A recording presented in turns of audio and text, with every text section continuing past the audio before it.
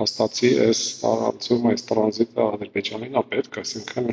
մյուս կողմից մուքել ենք ինչ-որ կախվածության։ Ադրբեջանական ինտերնետը Հայաստանի տարածքով կանցնի, բայց հայկական ցանց չի մտնի։ Հայկական եւ ադրբեջանական հեռահաղորդակցական ընկերությունների ստորագրած համաձայնագիրը հենց դրա մասին է։ Մարտիրոսյանն է մանրամասնում։ Նշանակում է, որ երկու կողմը օգտագործում են մյուսի տարածքը զուտ խողովակ անցնելու համար։ Ամենաշատ հնչող հարց պնդումն է, թե այս համաձայնագրով Ադրբեջանը կստանա վերահսկողություն հայկական ինտերնետային ենթակառուցվածքների նկատմամբ։ Տեղեկատվական անվտանգության հարցերի փորձագետը արձագանքում է Հայաստանն արդեն իսկ տարածաշրջանային խոշոր տարանցիկ հաբ է։ Հայաստանը նաև ուրիշ երկրներին տրամադրում է տարանցիկ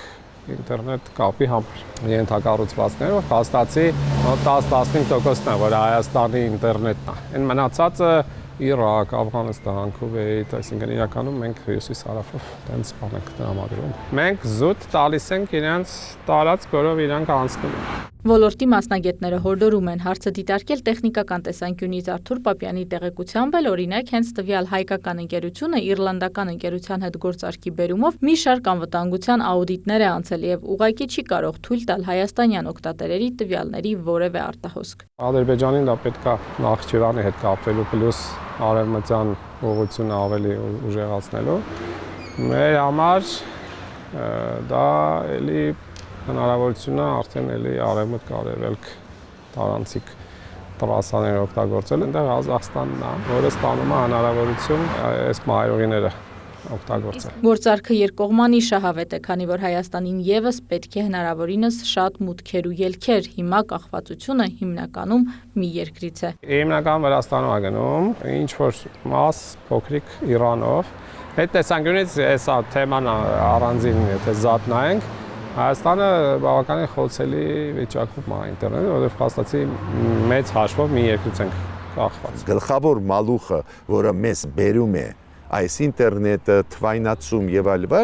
այդ ոլորտում դա գալիս է Վրաստանից։ Մի հատ հիշեք ինչքան հաճախականությունը, որ այդ մալուխը վթարի է ենթարկվում։ Հիշեցնում է տարիներ առաջ էր, որ վրացի 75-ամյա տատիկը վնասել էր Եվրոպայից դեպի Հայաստան ձգվող օպտիկամանրաթելային մալուխային մագիստրալը, ինչի հետևանքով ինտերնետ կապից զրկվել էր Հայաստանը։ Այս մալուխը, որ մենք տալիս ենք Ադրբեջանին, Ադրբեջանն էլ ավտոմատ մեզ տալիս է այն մալուխները, որը ինքը ունի, ավտոմատ։ Փոխադարձ է դա։ Հիմա այն մալուխը, որը գնում է կենտրոնական ասիական երկրներ, ինչով է վատ մեզ համար։ Հիմա կենտրոնական ասիայի երկրների հետ կաշխատենք, նույն Ղազախստանի հետ փայլուն հարաբերություններ, բայց այլ երկրներն էլ շահագրգռված են։ Ուրեմն դա փոխադարձ process է։ Ու դրանով դու ներգրավում ես նաև Ադրբեջանը ընդհանուր շահերի մեջ։ Որքանով է կարելի վստահել Ադրբեջանին հանրության գլխավոր մտահոգությունը ոչ թե տեխնիկական, այլ քաղաքական է, կարծում է Գրիգորյանը։ Շեշտում խաղաղությունը միայն ստորագրված փաստաթուղթը չէ ու միայն փաստաթղթի ստորագրմամբ չէ, որ կհաստատվի, կարմատանա խաղաղություն։ Կարևոր են այսպիսի գործարքները։ Դա ավտոմատ նշանակում որ Ադրբեջանը մեզանից կախվածության մեջ։ Փոխկապվածությունը եւ տնտեսական ոլորտում եւ անվտանգային ոլորտում անչափ կարևոր բաղադրիչ է։ Ցանկացած գործարք նույնիսկ կենցաղային, առօրյա ռիսկեր ունի, բայց շատերը հիմա ռիսկերը ձևափոխում են վախերի ու տարածում մարդկանց շրջանում։ Վերջին օրվա հայտարարություններն է իմի բերում Գրիգորյանը։ Դա շատ վտանգավոր է, երբ որ այդ վախը հասարակության մեջ մտցնում են, որ այ Ադրբեջանը ուրեմն ռիսկային է, այ Վրաստանը ռիսկային չի, այ Ամերիկան ռիսկային չի, չէ, ամեն ինչ էլ իր պարունակում է դրականը եւ ռիսկերը, ուրեմն միշտ պրագմատիկ պետք է մոտենանք։ Հիշեցնում են, ադրբեջանական բենզինի Հայաստան մուտքի ժամանակ էլ էր այդպիսի աղմուկ, մինչդեռ Դրա շնորհիվ է որ մի քիչ գները ընկան ու այդ Հորմուզի նեղուցի ճգնաժամի ժամանակ գները բենզինի թրիչք չարան Հայաստանում։ Պետք է աճեին, չաճեցին հենց Ադրբեջանի բենզինի շնորհիվ, որ գալիս էր։ Հենց Ադրբեջանի բենզինի մուտքը, Իրանի բենզինի մուտքը Հայաստան բերեց նրան, որ մեզ Ռուսաստանից շանտաժ չեն անում բենզինի գնի հարցով դիզելի։ Մեզ շանտաժ են անում գազի հարցով, քանի որ այլ ընտրանքներ գրեթե չկան։ Միտքս ինչու՞մ է։ Այլ ընտրանք ստեղծելը նաև Ադրբեջանի հետ դա նորմալ է, պետք չի վախենալ ու կան ինստրումենտներ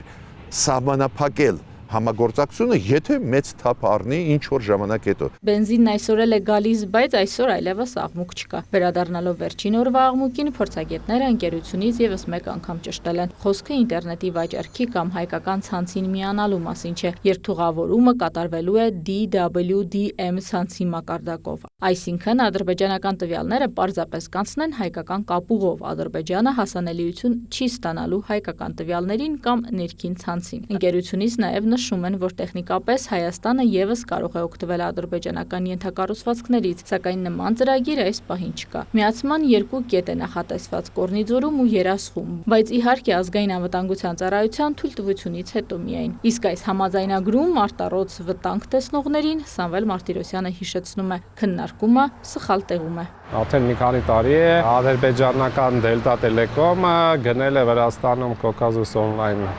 մայրուղիները, եթե մտահոգվում ենք, մտահոգվել պետք է ավելի շուտ։ Այնտեղով անցնում է հենց մեր տրաֆիկը, այսինքն բավականին մեծ հատված է։ Իրինամ Կրչյան, Ռաֆիկ Սողոմոնյան, Լուրեր։